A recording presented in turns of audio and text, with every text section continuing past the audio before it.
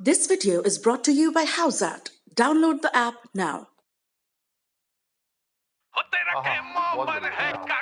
चल दूसरा हद दे। कुछ तो लगाओ स्कीम। अरे दूसरा हद दे। हाउसैट पे बनाओ यूवी से बेटर टीम। ओए क्या कर रहा है? तेरी टीम चेक कर रहा हूँ। छोड़ यार। और जीतो 5 गुना रिवॉर्ड्स। तो बेटा हाउसैट। This game involves financial risk and may be addictive. Please play responsibly at your own risk.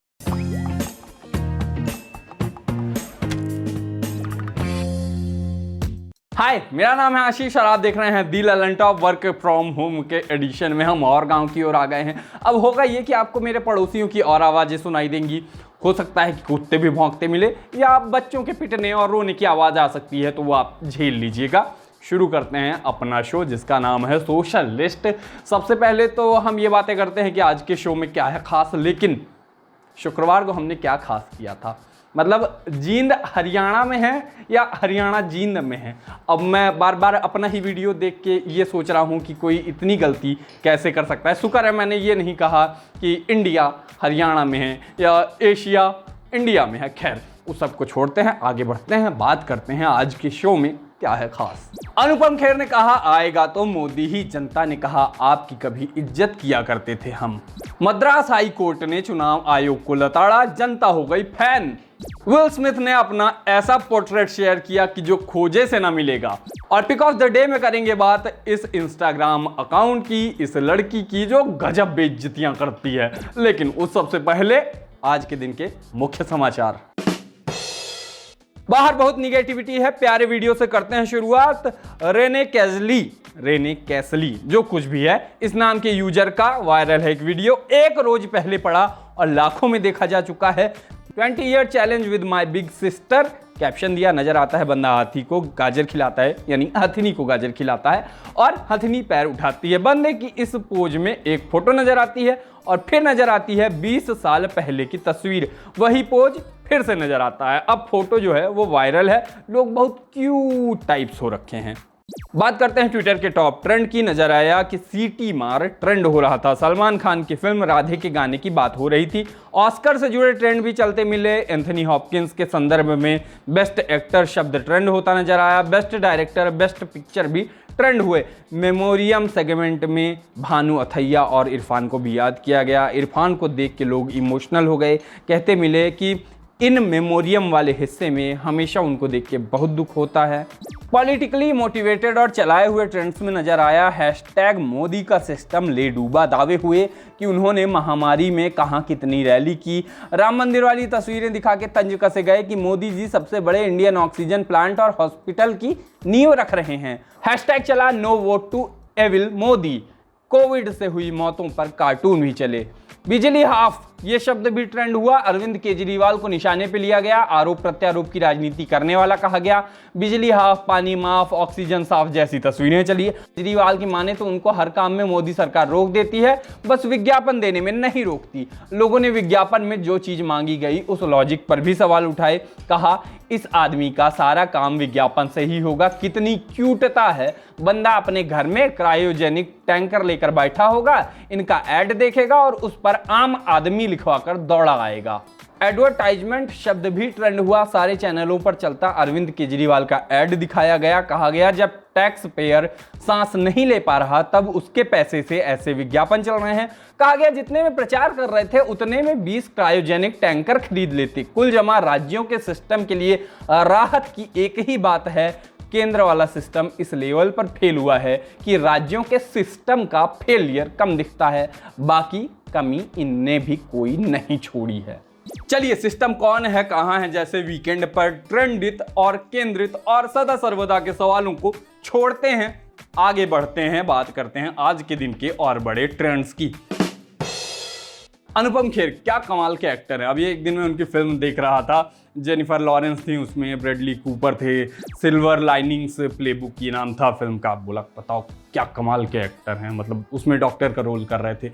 या फिर आप उनकी फिल्म देख लो सारांश, लगता है क्या कमाल के पिता का रोल किया है कि अपने बेटे की अस्थि के लिए भी वो ऐसे मजबूर है। फिर आप सूर्यवंशम फिल्म देख लो, शायद धर्मेंद्र नाम का उनका किरदार था जो बस में टिकट बेचने के लिए क्या क्या किया करता था, वो आप उनका रोल देख के सोचते हो क्या एक्टर हैं। बेसिकली पैसे के लिए ये सब करना पड़ता है। खैर अभी पैसे की बात नहीं हो रही है, बात हो रही है पॉलिटिक्स की, बात हो रही है कोरोना से हुई मौतों की, और बात हो रही है 2 ट्वीट्स की। तो हुआ कुछ ऐसा कि कोरोना से लोगों के मरने की बात हो रही थी, अनुपम खेर समर्थन के उत्साह में लिख गए आएगा तो मोदी ही, अब ट्रोल हो रहे हैं। हुआ कुछ यूं कि ट्विटर पर ट्रेंड होता नजर आया अनुपम खेर का नाम आज सुबह। मामला कल के 2 ट्वीटों से जुड़ा था। एक पत्रकार ने लिखा, इस बार 50 शब्दों का एडिट नहीं लिखा कि ये विभाजन के बाद का सबसे बड़ा संकट है। भारत ने कभी सरकार को ऐसे अनुपस्थित नहीं पाया, ना कोई जिम्मेदार है, ना कोई कंट्रोल रूम है। ये सरकार की घोर पराजय है। इतना सुनना था कि अनुपम खेर बचाव करने दौड़े चले आए सिस्टम को, केंद्र की मोदी सरकार को। लोग आजकल जैसे सोशल मीडिया पर बचाने के लिए आतुर हैं, उसे देख के लगता है काश सरकार ऐसे ही नागरिकों को बचाने के लिए भी आतुर होती। अपने बायो में actor, teacher, motivational speaker, UN ambassador, author लिखने वाले और किसी पार्टी का स्पोक्स पर्सन न लिखने वाले, ऐसा भी उन्होंने लिखा नहीं है। तो न लिखने वाले अनुपम खेर ने कहा, आदरणीय शेखर गुप्ता जी, ये कुछ ज्यादा ही हो गया। आपके स्टैंडर्ड से भी कोरोना एक विपदा है पूरी दुनिया के लिए। हमने इस महामारी का सामना पहले कभी नहीं किया। सरकार की आलोचना जरूरी है, उन पे तोहमत लगाइए, पर इससे जूझना हम सबकी भी जिम्मेदारी है।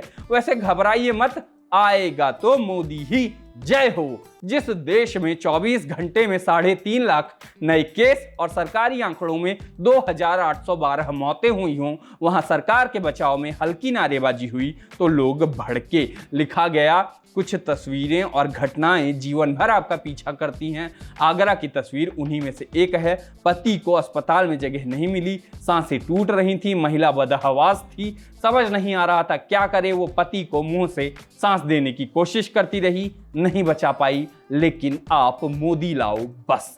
लोगों ने लिखा, मैं आपकी बड़ी फैन थी और मैं कभी भी मोदी के खिलाफ नहीं थी, लेकिन ये आएगा तो मोदी ही वाली चीज दिखाती है कि हमारा ऑब्सेशन कितना आगे चला गया है। मैं कभी आपकी बहुत इज्जत करती थी। लोगों ने फोटोशॉप की हुई तस्वीर लगा दी, एक और चिताएं जल रही थी, एक और होर्डिंग लगी थी, लिखा था आएगा तो मोदी ही। लोगों ने लिखा, जब वो आएगा तो मोदी ही लिखने के कारण आलोचना झेल रहे हैं, तब ज्यादा शर्मिंदा करने वाली बात यह है कि वो कह रहे हैं ये कुछ ज्यादा ही नहीं हो गया। ये दिखाता है कि वो कितने अनअवेयर, कितने असंवेदनशील और मोरली कितने करप्ट हैं। लोगों ने लिखा, आएंगे मोदी जी ही, पर वो आपके संकट में कभी नहीं आएंगे। लोगों ने यह भी लिखा कि आएगा तो मोदी ही, ये नारा एक बार देश के अस्पतालों के बाहर खड़े परिजनों के सामने लगा कर दिखाओ, उसके बाद जवाब मिल जाएगा। लोगों ने लिखा, शुरुआत में मैं आपको आपकी एक्टिंग के लिए पसंद करता था, अब मैं आपसे आपके अमानवीय व्यवहार के लिए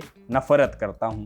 लोगों ने कहा, क्या बकवास है, लोगों की मदद करने के बजाय ये पॉलिटिकल गेम्स खेलने में व्यस्त हैं। ये बॉलीवुड में मेरे पसंदीदा एक्टर हुआ करते थे, वो प्रेरणा थे, लेकिन अब वो मेरे पसंदीदा लोगों में से भी नहीं रह गए। कुल जमा बात सीधी सी है, आदमी आर्ट और आर्टिस्ट को अलग रखने की कोशिश करता है। आर्टिस्ट की अपनी चॉइस है, वो किसी पॉलिटिकल पार्टी को सपोर्ट कर सकता है, 5 साल में एक दिन उसको भी वोट देना है, वो अपने हिसाब से वोट दे देगा, लेकिन 5 साल वो उसी के प्रवक्ता की तरफ तो बिहेव नहीं करेगा। यही चीज़ लोगों ने पकड़ी, यही चीज़ लोगों को अखरी भी। और एक बात और है, सीधी सी बात है, लोगों की मौतें हो रही हैं, आपके सामने हो रही हैं, आपको नज़र आता है। आप में इंसानियत बची है या नहीं बची है, ये नापने का एक छोटा सा तरीका है। खुद से एक सवाल पूछ लीजिए कि लोगों के मरने से आपको ज़्यादा तकलीफ हो रही है या इस फैक्ट से कि लोगों के मरने के कारण आपकी फेवरेट वाली पार्टी, कोई भी पार्टी हो सकती है, उसको तकलीफें हो रही हैं। जवाब आपको मिल जाएगा। फेसबुक पर वायरल है वो बात जो मद्रास हाई कोर्ट ने चुनाव आयोग के लिए कह दी। कहा कि चुनाव आयोग ही कोरोना की दूसरी वेव के लिए जिम्मेदार है, इनके अधिकारियों के ऊपर तो मर्डर का केस चलना चाहिए। बेसिकली चुनाव आयोग ने वो बात कह दी जो पिछले 1-1.5 महीने से हर समझदार आदमी, थोड़ी सी बुद्धि रखने वाला आदमी जो फेसबुक, ट्विटर इत्यादि जगहों पे कह रहा था। अच्छा ये है कि हाई कोर्ट के कहने के बाद कोई ट्वीट ब्लॉक नहीं हो सकता है, या फिर कोई भी एजेंसी ऐसे लाल कलर का ठप्पा लगा के उसको फेक न्यूज नहीं कह सकते। इसी पे लोगों का रिएक्शन आया, और ऐसा रिएक्शन आया मानो यही बात तो हम कब से कहना चाह रहे थे। लोगों ने कहा, जो सवाल मीडिया व अन्य बुद्धिजीवी संस्थानों को बहुत पहले उठानी चाहिए वो माननीय न्यायालय को कहनी पड़ रही है, शर्म तो आ नहीं रही होगी। लोगों ने एक कदम और आगे जाने के लिए कहा, लिखा, माननीय न्यायालय से निवेदन है कि जनहानि को देखते हुए तुरंत संज्ञान लेकर हत्या का मुकदमा चुनाव आयोग पर चलाया जाना चाहिए। कुछ ने इसमें चुनाव आयोग को नहीं सरकार को दोष दिया। कहा गया, सही है, सरकार के लिए इस बार बलि का बकरा चुनाव आयोग है। ये अधिकारी अब मरेंगे भाजपा के चक्कर में। गोदी मीडिया अब किसी न किसी अधिकारी को फांसी में चढ़ा देगी, यह सरकार उसे बचा लेगी और चुनाव भी हो जाएंगे। सारा प्रोटोकॉल धारा का धारा रह जाएगा। लोग बोले, कठोर से कठोर कार्रवाई की जाए चुनाव आयोग के चीफ पे। राजनीतिक दबाव में आकर चुनाव आयोग 2 महीने से पश्चिम बंगाल में चुनाव करा रहा है। लोगों ने अलग सवाल भी किए कि किसान आंदोलन के नाम पर जो भीड़ हाईवे पर बैठी थी उसका दोष नहीं था। आगे बढ़ते हैं, बात करते हैं विल स्मिथ की। उनके एक फैन ने उनका बहुत ही अजीब सा लेकिन मजेदार सा पोर्ट्रेट बनाया जो विल स्मिथ ने फेसबुक पर शेयर किया और चर्चा में आ गए।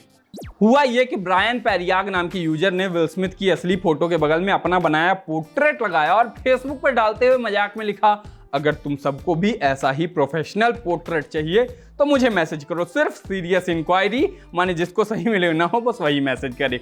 अब सबको पता है ये बहुत अजीब सा, बहुत गंदा, माने कलाकारी के लिहाज से बहुत गंदा पोर्ट्रेट था, इसलिए सब मजे लेने लगे। मौज तब कटी जब सीरियस इंक्वायरीज ओनली लिखते हुए विल स्मिथ ने भी इसे शेयर कर दिया फेसबुक पर। फोटो वायरल हो गई, 20,000 से ज्यादा तो शेयर आ चुके हैं। बाकी ये पोर्ट्रेट इतना अच्छा था कि इसको देख के मेरे अंदर का भी कलाकार जागा। मैंने अवेंजर्स का स्केच बनाया। पहले तो आपको वो फोटो दिखाते हैं जहां से मैंने प्रेरणा ली। अवेंजर्स का असली वाली तस्वीर आपको दिखाते हैं। अब दिखाते हैं आपको वो पोर्ट्रेट, वो स्केच। ये क्या है अभी तय नहीं हो पाया है, पर देखिए आप ये क्या है और बताइए कि अगर मैं इसे कहीं नीलामी में लगाता हूं तो ये कितने करोड़ में बिक सकती है। सोशल लिस्ट में अब बारी है हमारे आखिरी सेगमेंट की, पिक ऑफ द डे की। और पिक ऑफ द डे में आज का जो इंस्टा अकाउंट हम बताने वाले हैं वो है @the_blaze, सॉरी @the_sound_blaze। मुझे पता है आप में से कई लोगों ने इनके वीडियो देख रखे होंगे, कई व्हाट्सएप पर आए होंगे। बहुत तेजी से इनके वीडियोज वायरल होते हैं, इंस्टाग्राम पर अलग कल्ट तैयार हो रहा है। मुझे बहुत मजा आता है इनके वीडियो देखने में, और वो जो थोड़ा वाचाल बच्चे वाला टच है वो अद्भुत है, तुरंत फुरत में देख सकते हैं। बाकी आज के सोशल लिस्ट में इतना ही, कल फिर होगी मुलाकात, तब तक के लिए हम चले, टाटा।